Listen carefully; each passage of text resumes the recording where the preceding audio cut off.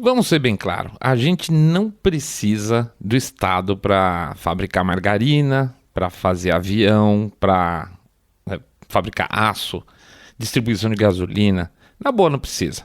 Eu até acredito que uma parte dos nossos ouvintes talvez venha discordar da gente nesse episódio, mas fazer o quê? Ainda bem que a gente não desenvolve dogmas por aqui, né? Cada qual com a sua fé, e isso é muito bom. A gente recebe várias mensagens, olha, não concordei muito com esse, não concordei muito com aquele. Nosso público é fantástico exatamente por causa disso. Mas voltando aqui, nós não acreditamos no Estado como um todo de maneira geral. Vou citar aqui o Luciano Pires, do Café Brasil, excelente podcast, novamente. Acho que a definição dele é muito boa, quando ele diz que ele é um liberal sempre caminhando na direção do conservadorismo. E eu acho que nosso caso aqui ainda tem uma bifurcação dividindo a cabeça da gente, indo também em parte nossa cabeça na direção dos nossos amigos libertários, tá? Então a gente é meio liberal, meio libertário, meio conservador, uma coisa estranha. Enfim, nunca fomos um podcast muito na caixinha mesmo, né? É difícil e talvez até por isso que não seja tão fácil assim a gente conseguir tanta gente acompanhando. Mas a gente tem realmente urticária quando o termo é Estado. É um mastodonte que não para de crescer, que quando você dá a mão ele pede o braço. Quando você concede temporariamente alguma coisa, ele nunca te devolve essa concessão, né? É mais que um pai, é um pai tirânico na maior parte das vezes. Por isso que a gente selecionou aqui hoje duas histórias para vocês verem como no limite mesmo, são casos limítrofes, o Estado é um mastodonte incompetente e com agravante. Ele pode ser mais incompetente exatamente quando você precisa dele. Daqui a pouco a gente volta.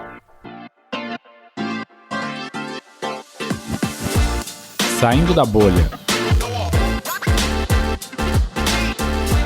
Menos notícia, mais informação para você.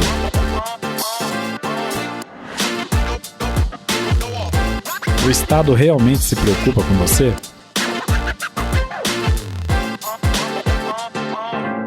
Bem-vindos ao Saindo da Bolha, esse é o nosso episódio 134, fazer o nosso jabacito rápido aqui, pedir para vocês entrarem lá no nosso site www.saindabolha.com.br e clicar no botão follow e seguir a gente também nas plataformas de podcast, como por exemplo o Spotify.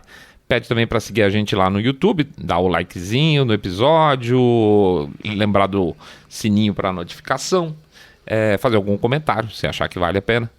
E, finalmente, também fazer o famoso pedido do nosso jabacito financeiro também. Lembrando que a gente agora tem um Pix.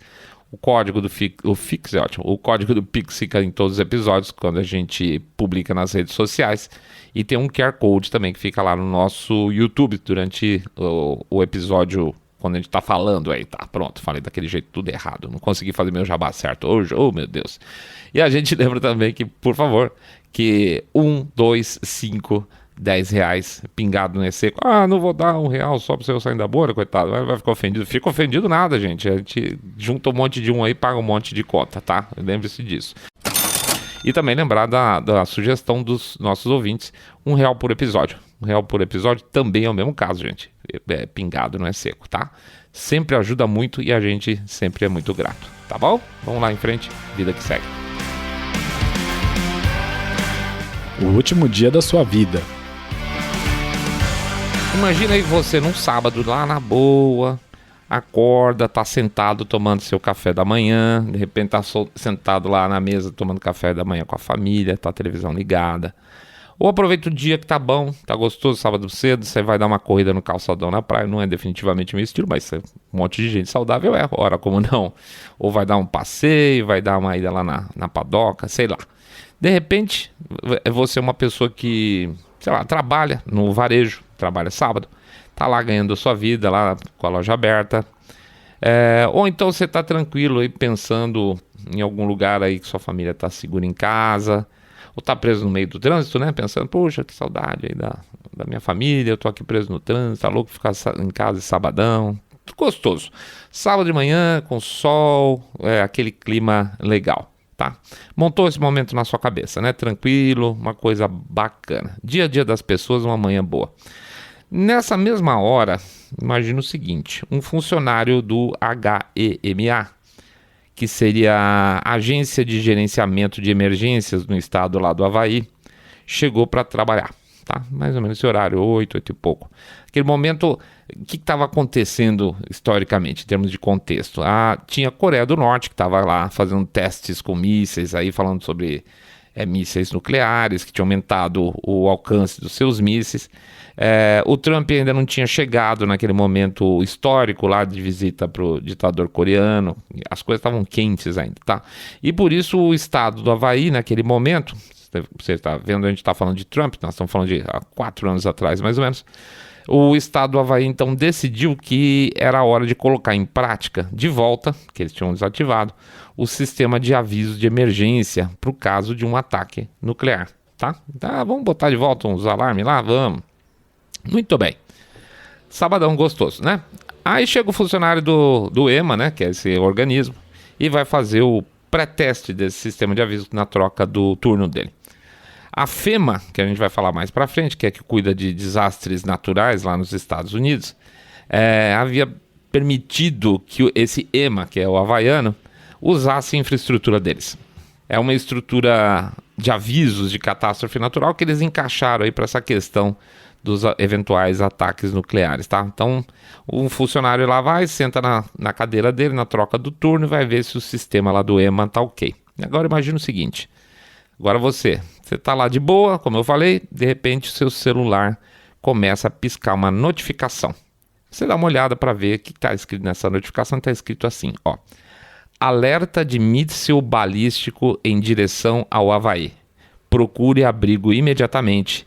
Isso não é um treino. Aí meio que sem querer você corre para a TV, né? Está com a TV ligada do lado e tem um aviso estampado ali passando os letreiros. Sabe que nem quando tem aviso de recall de carro? Tá a televisão passando automaticamente um aviso dizendo o seguinte: o Comando do Pacífico Militar, né, dos Estados Unidos detectou uma ameaça de mísseis ao Havaí. Um míssil pode atingir a terra ou o mar em poucos minutos. Isso não é um treino. Se você estiver dentro de casa, fique dentro de casa. Se você estiver ao ar livre, procure abrigo imediato em um prédio. Permaneça dentro de casa bem longe das janelas. Se você estiver dirigindo, estacione com segurança na lateral da via e procure um abrigo em um prédio ou deite-se no chão. Anunciaremos quando a ameaça terminar. Isso não é um treino. Tome as medidas de ação imediatamente. Já imaginou a quantidade de fralda Pamper que foi vendida nesse dia? Você está acordando gostosão, de repente fala, o seguinte, daqui a 20 minutos o Havaí vai virar um monte de escombro. Veja, gente, a gente sabe que o Havaí não virou um monte de escombro, porque agora já faz mais de 4 anos. Mas e quem estava lá naquele momento? Imagina o que essas pessoas faziam. Imagina você o que faria, como é que você se sentiria. E aí é que tá. Nem você sabe hoje, se tiver aviso, um aviso desse, o que você faria? Sei lá, você mora onde? Rio de Janeiro, São Paulo, Porto Alegre, Patos de Minas, não sei onde você mora. Imagina assim, falou, daqui a 20 minutos vai cair uma bomba nuclear na sua cidade. O que você faria? Né? Eu fico pensando, cacete, vai cair uma bomba na minha cabeça, uma bomba nuclear em 20 minutos, eu vou fazer o quê? Vou me esconder no lavabo? Que porra é essa? Pois é, havia todo um sistema preparado para avisar o cidadão havaiano de que haveria um ataque nuclear, mas não havia nenhum, e eu vou repetir, nenhum plano de contingência para isso. A pessoa não sabe se ela se esconde debaixo da cama, na garagem do prédio, se corre, tá? Tem cena de gente gravada, foi filmada, gente que pai que abriu o bueiro no meio da rua e começou a colocar os filhos lá dentro, porque achou que era a coisa mais segura fazer. Gente que correu pra praia para esperar a morte, olhando pro mar, que achou que ia ser talvez mais poético. Gente escondida debaixo de carro, o cara larga o carro no meio da avenida e corre para baixo do carro. Por longuíssimos 38 minutos, o Havaí, o cidadão havaiano, que estava acordado 8h30, não seria o meu caso, eu passaria batido nisso, achou que ia morrer, tá? Até que um aviso oficial viesse dizendo que foi um alarme falso. 38 minutos. Deixa eu resgatar a história aqui. Quando o funcionário sentou na frente do seu computador lá para fazer o teste, ele tinha um tipo de um menu drop-down, sabe aqueles que você clica e ele abre as opções, né? Abre uma janela com uma aba de opção. Pois é, então tinha assim, no drop-down tinha duas opções. Teste de alerta de míssil, que é o que ele deveria ter apertado, e alerta de míssil. Olha que absurdo, gente. Só aí já é o fim, você deixar ali um do lado do outro as duas opções. O cara errou, já errou, né? Pois é. Aí quando o cara seleciona a opção, que é o que ele fez, selecionou alerta de míssil, vem um aviso. Você tem certeza que quer apertar essa opção? E o cara apertou sim. Tá? Sim, por quê? Porque o cara estava no piloto automático, ele não achou que tinha errado. Não, claro que sim. E a coisa toda virou um caos. Agora veja o seguinte, como que o EMA, que é lá do Havaí, usava o sistema do FEMA, da FEMA que é um órgão federal, eles não tinham opção do tipo desfazer o alarme, não existia isso. Tipo, ops, errei, gente, foi mal, tá? Não existia essa mensagem. Então eles tiveram que entrar em contato com a FEMA para pedir, para incluir no sistema deles essa opção, enquanto tudo isso acontecia e o Havaí ia para o espaço com todo mundo correndo desesperado no meio da rua. Uma pessoa teve um infarto durante esse processo e, inclusive, processou o Estado pela burrada, que foi uma burrada, claro.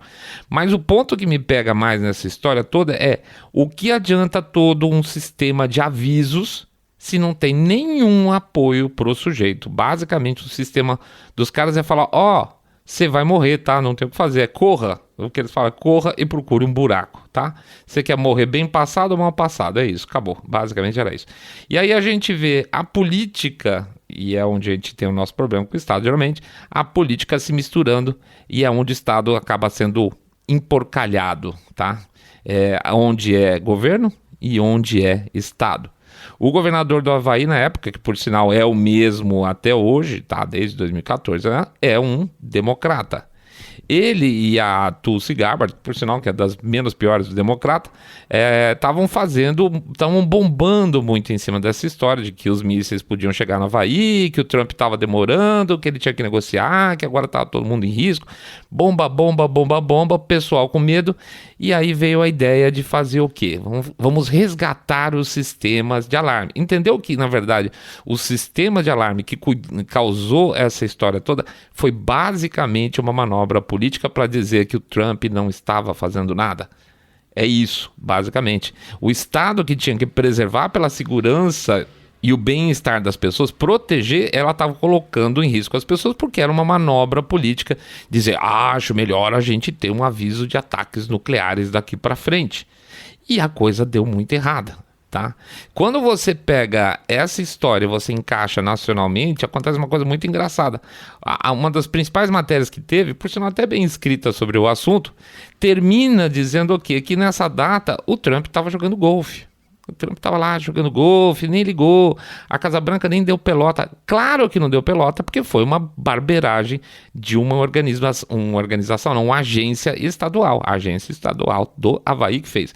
Trump não tinha nada a ver com isso, a Casa Branca não tinha nada a ver com isso. E mesmo assim eles conseguiram culpar o Trump pelo problema que não era dele, tá? Então quando a gente fala que a gente tem uma desconfiança enorme do Estado, é exatamente essa interferência política que faz com que uma agência estadual que deveria cuidar das pessoas, da segurança delas, vira o papel dela ao contrário, para fazer uma demonstração partidária de preocupação em relação à Coreia do Norte, na verdade atacar o Trump, e põe o cidadão em risco.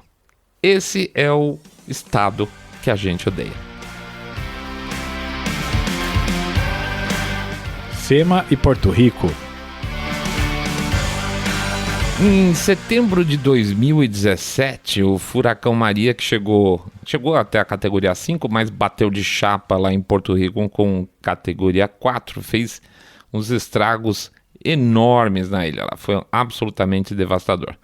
É aquilo que eu falei lá no começo, né? Eu não quero que o Estado fabrique vergalhão, mas se um furacão destruir uma região do meu país, aí sim é hora do Estado arregaçar as mangas e mostrar para que serve, certo? Seus impostos ali. Muito bem, nessas situações dos Estados Unidos é para isso que serve a tal da FEMA, tá? Cuida de desastres naturais, a reação a esses desastres. Olha, os caras não têm lá uma fama exatamente de competência faz algum tempo. Quando teve o furacão Katrina, esse foi em 2007, ou seja, 10 anos antes, já daria tempo de ter melhorado muita coisa. Talvez algumas pessoas não se lembrem na época, que foi o que chegou em Nova Orleans, né? Foi um horror lá em Nova Orleans, morreu um monte de gente. E o FEMA foi muito... A FEMA, né, foi muito mal avaliada no momento, e eu acho que naquela época era do Bush, se não me engano, tá? Eu estou sendo gentil falando que foi mal avaliada. Mas no caso do Maria, a coisa foi ridícula ao extremo. De cara, os estoques de barracas, né, locais tinham sido enviados para outras localidades, ou seja, eles não tinham praticamente barraca para oferecer para os caras que ficaram desabrigados. Tinha ido, se não me engano, tudo para as Ilhas Virgens, as barracas, pois é. Então os abrigos de emergência de cara já ficaram em falta. Nessas situações também é sabido que as redes celular e os telefones, linha, né, normal, vão para o espaço, né, porque cai poste, cai torre, cai tudo, né. Então o mais comum nessas situações é que você tenha, esses organismos aí de defesa, tenham telefones via satélite. E eles não tinham em Porto Rico aí mais de uma centena deles, numa área que é sabidamente castigada por furacão e por tempestade tropical e que tem uma população relativamente grande, tá? Portanto, boa parte da própria agência ficou incomunicável durante o evento.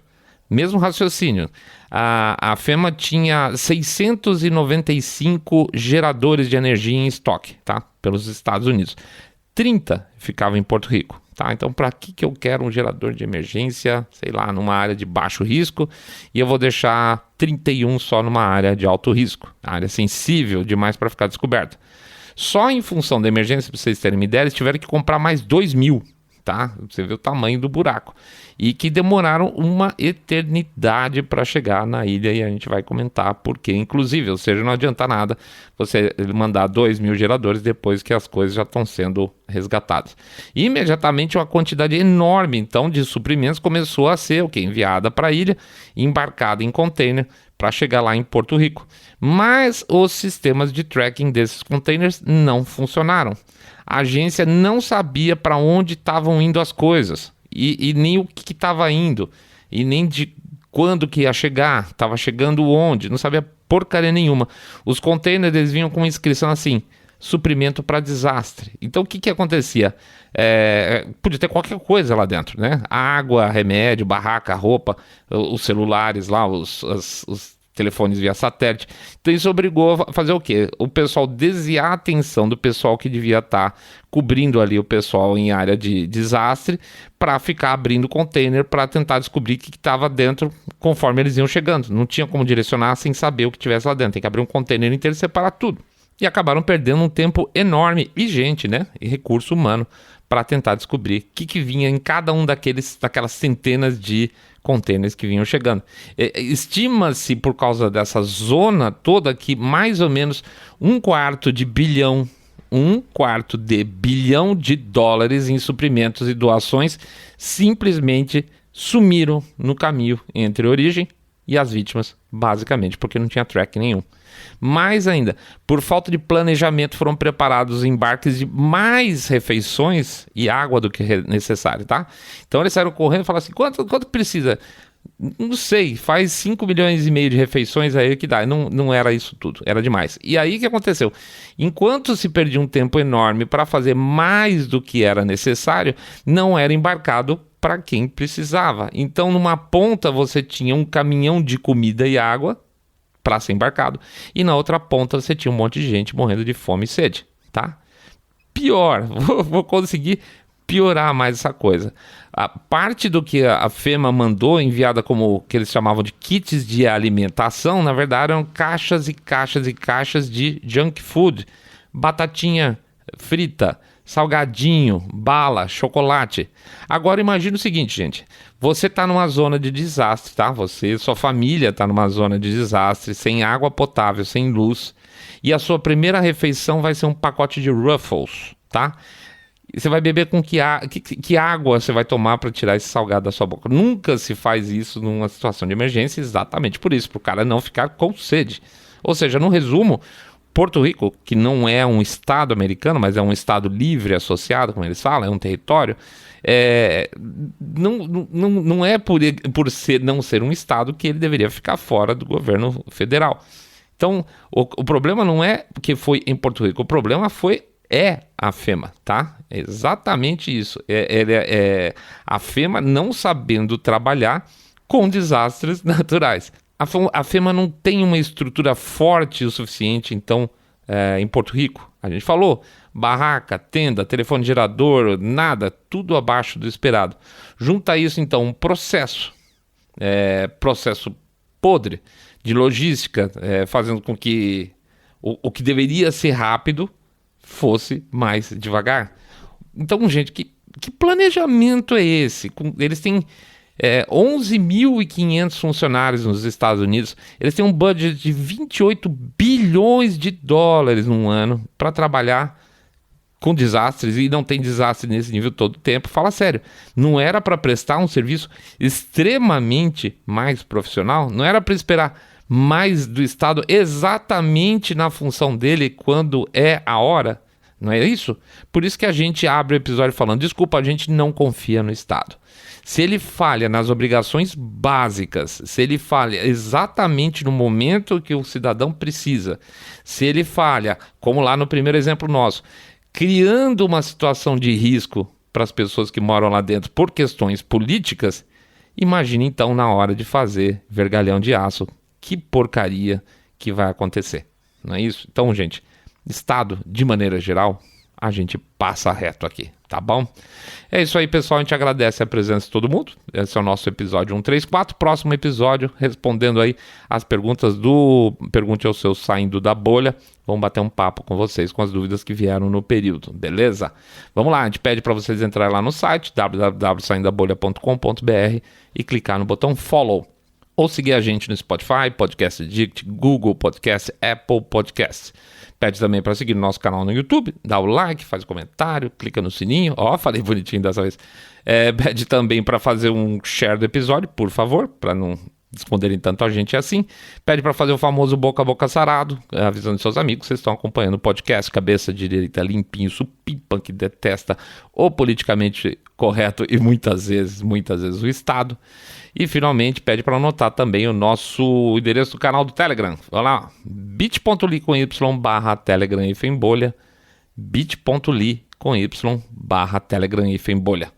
Finalmente, nosso jabá financeiro pede também, por favor, se vocês puderem contribuir com a gente tem um Pix que fica o código aí nas nossas postagens e o QR Code lá no YouTube, beleza? Lembrando, 1, 2, 5, 10 reais pingado no seco.